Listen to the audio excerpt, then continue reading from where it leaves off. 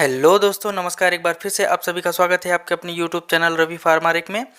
दोस्तों, आज के इस वीडियो में हम कुछ इम्पोर्टेंट मेडिसिन के बारे में डिस्कस करेंगे जो कि हर मेडिकल प्रैक्टिशनर को जो शुरू करना चाहते हैं अपना मेडिकल प्रैक्टिस उसको रखना चाहिए, या फिर जो कोई व्यक्ति अपना खुद का मेडिकल स्टोर खोलना चाहता है तो उनको ये सब दवाइयाँ कंपलसरी अपने मेडिकल या फिर क्लिनिक में रखनी पड़ती हैं। तो चलिए वीडियो को शुरू करते हैं और सबसे पहले हम दवाओं की कैटेगरीज़ के बारे में देख लेते हैं कि आखिर कौन कौन सी ऐसी कैटेगरीज़ हैं जिनको कि एक कंपलसरी के रूप में हमें अपने क्लिनिक्स पे या फिर मेडिकल स्टोर में रखने चाहिए। तो कैटेगरी की बात करें तो सबसे पहला कैटेगरी है जैसे पेन किलर और फीवर के रूप में कौन कौन सी दवाइयाँ आती हैं जिसको कि एनाल्जेसिक और एंटीपायरेटिक बोलते हैं। दूसरा कि आपको कफ और एंटी एलर्जिक के रूप में कौन कौन सी दवाइयाँ रखनी पड़ती हैं। तीसरा कैटेगरीज है कि आपको वोमिटिंग और गैस की प्रॉब्लम्स के लिए कौन कौन सी दवाइयाँ रखनी है। और चौथा है आपका एंटीबायोटिक्स, जो कि मोस्ट इम्पॉर्टेंट पार्ट होता है आपके मेडिकल कैटेगरीज का। एंटीबायोटिक्स में कौन कौन सी मेडिसिन्स रखनी चाहिए। और इसके अलावा भी बहुत सारे मेडिसिन्स हैं जो कि आपको अपने मेडिकल या फिर अपने क्लिनिक्स में रखनी पड़ती है। तो जो सबसे पहले कैटेगरी पेन किलर और फीवर का है उसमें हम देख लेते हैं कि कौन कौन सी दवाइयाँ रखनी पड़ती है। तो इसमें फीवर में जिसको कि हम एंटीपायरेटिक मेडिसिन बोलते हैं उसमें पैरासीटामोल रखना पड़ता है 500 mg और 650 mg का रखना पड़ता है। इसका फेमस एग्जांपल्स है आपका डोलो है, कालपॉल, क्रोसिन, पैरासिप, ये सभी दवाइयाँ। और इसके अलावा भी बहुत सारे दवाइयाँ होती हैं, जेनरिक मेडिसिन्स होती हैं जिसको कि आप अपने सुविधानुसार अपने मेडिकल या फिर क्लिनिक्स में रख सकते हैं। जो आपको सस्ता पड़े आप वो दवाएं अपने मेडिकल में रखें।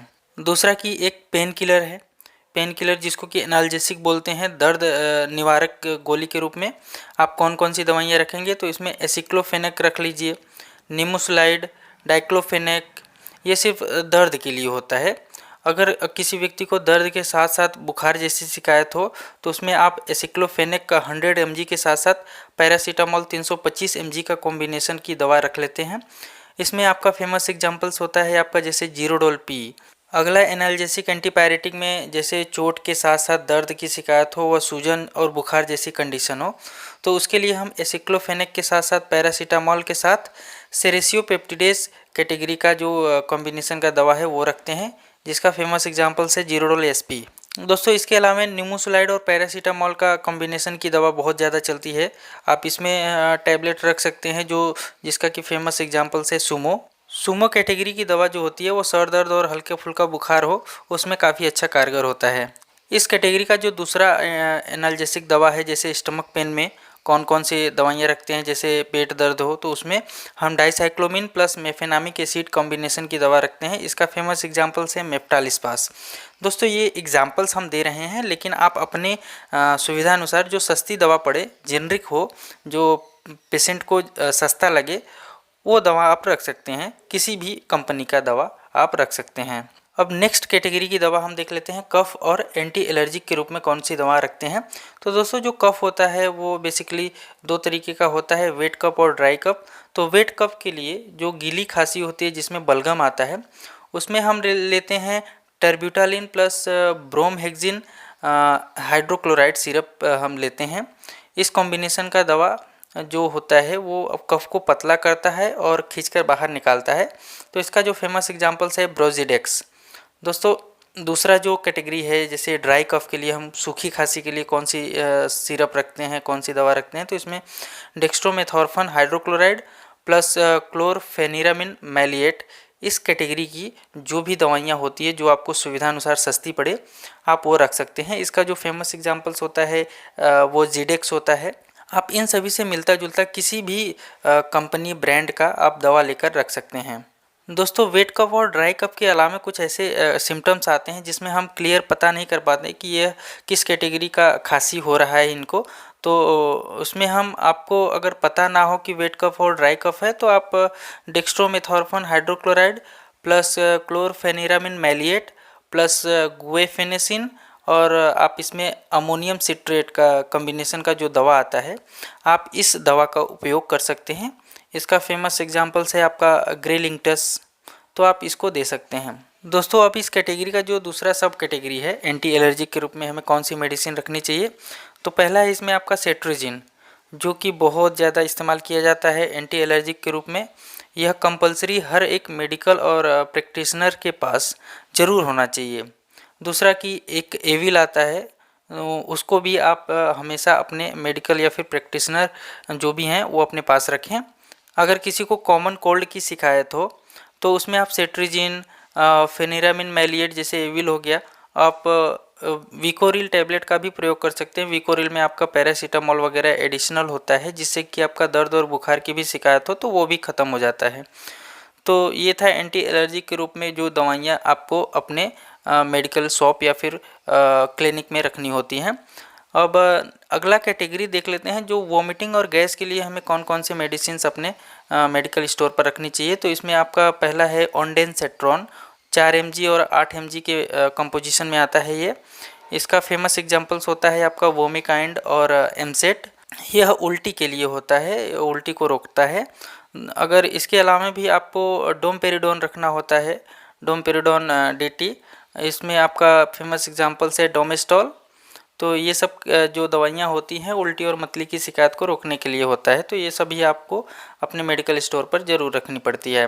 और गैस के लिए देख लेते हैं, तो गैस के लिए आप रेनिटिडीन टैबलेट रख सकते हैं, जिसका फेमस एग्जांपल्स है रेंटेक और एसिलॉक। अगर किसी व्यक्ति को रेगुलर गैस बन रहा है, वो रेगुलर उसको प्रॉब्लम्स है गैस का, तो उसमें आप पेंटोप्राजोल DSR कैप्सूल दे सकते हैं, या फिर उसमें रेबिप्राजोल DSR कैप्सूल दे सकते हैं।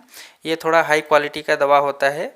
अब आज के वीडियो का जो दूसरा कैटेगरी है अगला, एंटीबायोटिक्स का, जो कि मोस्ट इम्पॉर्टेंट कैटेगरी होता है। ये आपको किसी भी रोग को ठीक करने के लिए रखना पड़ता है, तो इसमें आपको बहुत ज़्यादा ध्यान देना होता है। तो इसमें जो आप जनरल मेडिसिन जो एंटीबायोटिक्स का रखते हैं, उसमें आपका सिप्रोफ्लॉक्सासिन रख लीजिए। इसमें आपका सिप्लॉक्स वगैरह आता है सिप्ला कंपनी का। तो एमॉक्सिसिलिन और पोटेशियम क्लेवुलानेट आप रख लीजिए, या फिर आप एमॉक्सिसिलिन सादा भी रख लीजिए। तो ये सब दवाइयाँ आपको रखनी पड़ती हैं। ओफ्लोक्सासिन और निडाजोल, अगर किसी को पेट से संबंधित कोई प्रॉब्लम्स हो रही है तो उसके लिए रखना पड़ता है।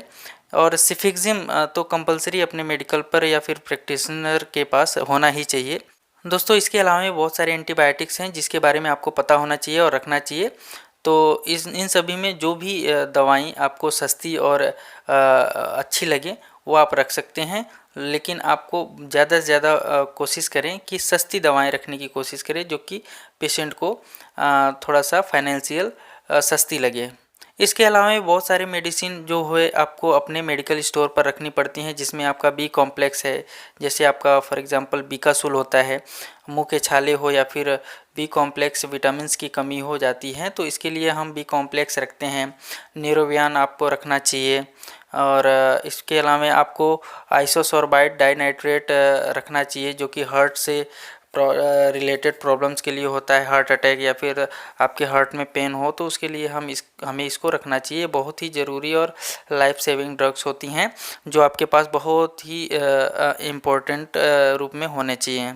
दोस्तों, इसके अलावा एनीमा होना चाहिए आपके मेडिकल स्टोर या फिर प्रैक्टिशनर के पास, जो कि कॉन्स्टिपेशन के लिए दिया जाता है।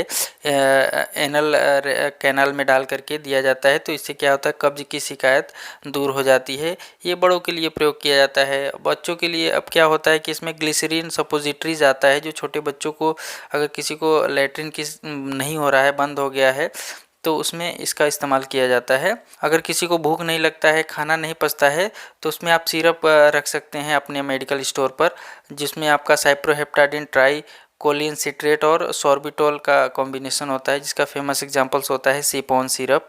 तो दोस्तों, ये था आज का हमारा वीडियो, कुछ इम्पोर्टेंट मेडिसिन के बारे में, जो कि आपको अपने मेडिकल स्टोर पर या फिर अपने जो भी मेडिकल प्रैक्टिस करना चाहते हैं उनको अपने क्लिनिक्स पर ज़रूर रखना चाहिए। तो आज का जानकारी कैसा लगा आप कमेंट बॉक्स में ज़रूर बताइएगा। वीडियो अच्छा लगा हो तो चैनल को लाइक करें, शेयर करें और सब्सक्राइब ज़रूर करें। धन्यवाद।